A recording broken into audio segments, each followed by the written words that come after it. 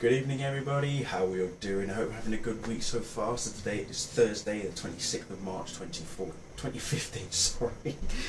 Oh dear. Oh, flipping out. I actually forgot to mention this in my flash review that I've just done earlier, but we are now less, yes, because obviously yesterday was 25th, less than a year away until Batman v Superman Dawn of Justice is released, and obviously you will have seen already the first pick of one, Jesse Eisenberg as Lex Luthor. How menacingly mean does he look? Remember when Christopher Nolan released the picture of Heath Ledger as the Joker for the first time? Pretty much in the same manner.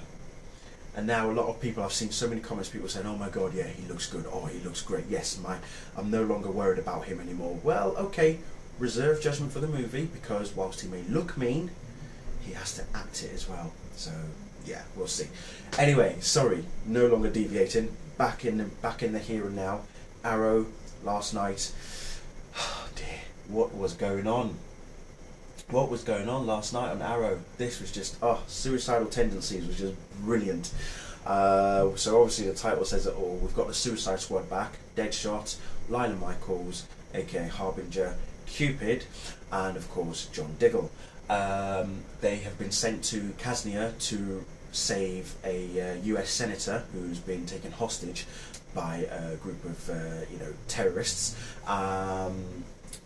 And obviously Waller has decided to send them off, but bear in mind that this was also John and Lila's wedding. So they get married, supposed to be going on honeymoon, but instead their honeymoon was in Fiji.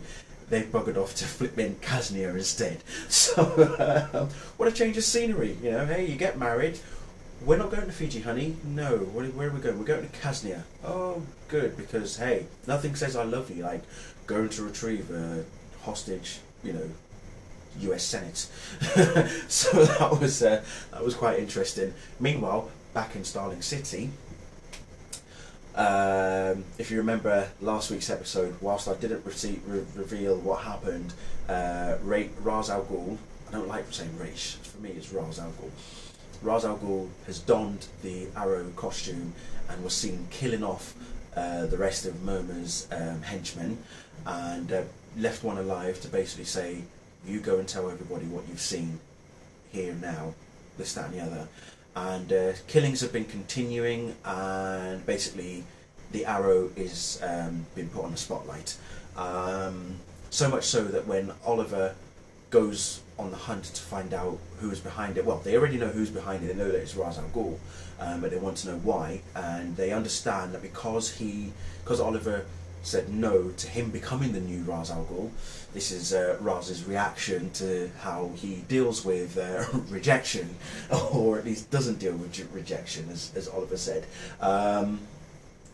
So yeah, and because of that, Ray Palmer steps forward to help and assist in the capturing of the Arrow, which I was very surprised about. I didn't think that that was something Ray would actually want to do, especially considering how he's all now armoured up in his little suit, and he now wants to fight crime as well. So I guess in a way this was his chance to prove that he could catch a bad guy, but as often is the case, that old cliche, the suit doesn't make the man maketh the suit, man maketh the suit maketh the man, kind of thing. You know what I'm saying, right? So he eventually finds out who the Arrow really is, and he does it pretty well. But let me say this, I really loved all the little nods and nitpicks and little shots, pot shots as I would like to call it, towards Brandon from Oliver, and also I think from Felicity at one point, and also Laurel, about Ray, but more on the actor Brandon Routh. You'll remember how he was Superman in Superman Returns. Well, Oliver comes up to him and says, oh, Super Suit, that was the nickname that he gave Ray, when Ray addresses him as Arrow. He addresses him as Super Suit, There was a point where Laurel, because Ray goes to see Laurel to report on the Arrow about the killings that he has seen, and Laurel's like, "Oh, so you have X-ray vision?" I was like, very good, very nice touches. I thought, good, nice touches, perfect little Easter eggs in there, very nicely done. So yeah, that was pretty sweet. But yeah, as I say, so I was very surprised with Ray and what he did. But when he went up against Oliver, well, let's just say Oliver made him, he made him very little. And that's a pun, by the way. Obviously, he hasn't shrunken to size already, but I'm hoping eventually we'll see him shrink to the size of an atom even, because there's no point in dressing up as Iron Man at the moment, because I was watching it with my girlfriend and she was saying, "Why is he dressed up as Iron Man?" I said, well, he's actually not Iron Man, he's actually known as the Atom, but at the moment he hasn't quite, used the technology that allows him to shrink to the size of an atom. So she was like, "So for the time being he's Iron Man?" I went, "Yeah, he is." So she's picked up on that quite well. Another thing that I also mentioned to her as well, which, whilst I've been watching this show for nearly 3 seasons now, because the third season's almost finished, I've always wondered why Oliver, and also Roy in this case, pick up their bows before they suit up. Oliver's like, "Suit up, but I'm going to grab my bow first, because I need that to help me wear my suit." Has anybody else noticed that? Has anyone questioned why? Please, next time you're at a convention and Stephen Amell is a guest, can someone please just pose the question to him? You don't have to say it's from me, okay? Just pose the question to him to say, why do you always pick up your bow first before you suit up? It's not like you see Batman pick up his batarangs before he gets into his bat suit, do you? Before he dons the cape and cowl. No. He doesn't do that. So I've always, just someone pose that question to him if you can. That'd be great. One of the best things that I loved about this episode is how we got a flashback to Floyd Lawton's life, because he was obviously a more central focus in this episode. For me, he saw how both John and Lila are in love, and he was telling them how, look, being in love and being married and having kids, it's not really part of our life that we are doing.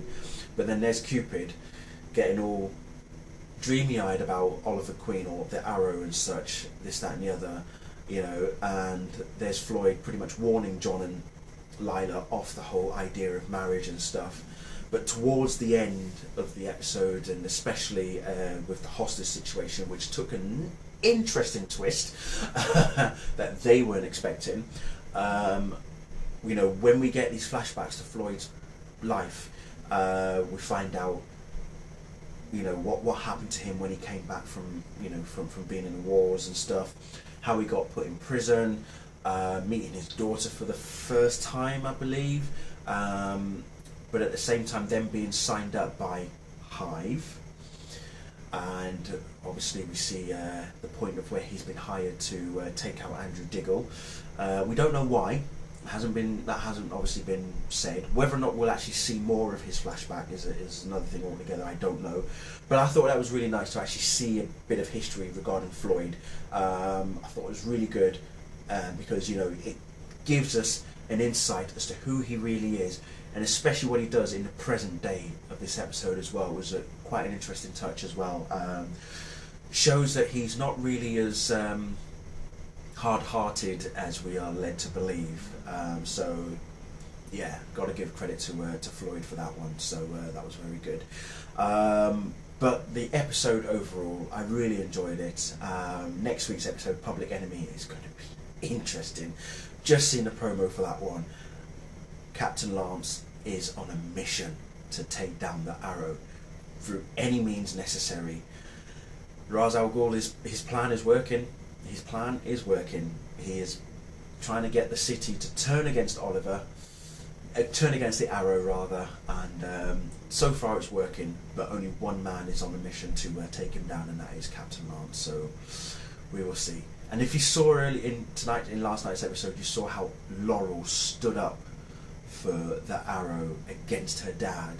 How she was saying more of a personal vendetta than anything else regarding capturing the Arrow and stuff. And something really shocking happened at the end that I did not expect. So that I think is going to be the turning point for next week's episode. So it'll be very interesting to see. Anyway, I'm going to leave it there. Thank you all very much for watching. I'll see you all very soon.